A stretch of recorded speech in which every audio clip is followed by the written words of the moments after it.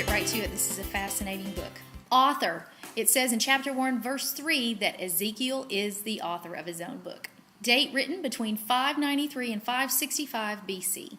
Purpose of writing. Ezekiel was one of those, once again, who was prophesying to his generation, trying to wake them up out of sinful lifestyles, turning their back on God, and saying, if you guys will get your act together, God will be able to bless you. So his reoccurring theme is get back on track with God. God's word never fails. You may be hopeless right now, but look at why you're in the situation that you're in and let God be sovereign in your life. My favorite key verse from the book of Ezekiel is short and sweet. It's chapter 48, verse 35.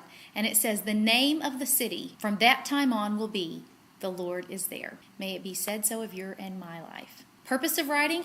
I think it's twofold. When you look at Ezekiel's life, he was destined to be a priest at age 30.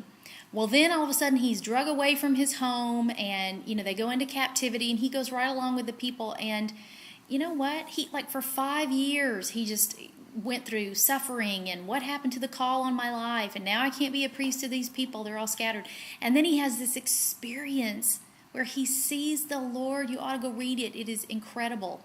And because of that, he realizes, I can serve God in the middle of this mess.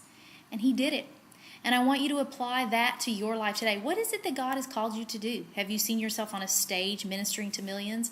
Well, minister to your toddler right there in his high chair. Have you seen yourself, in your mind's eye or in a dream, or somebody else has shared this with you, that they see you as a wife or as a husband, and you're like, I haven't met anybody, or I've not been able to get pregnant, or whatever it is. Start small.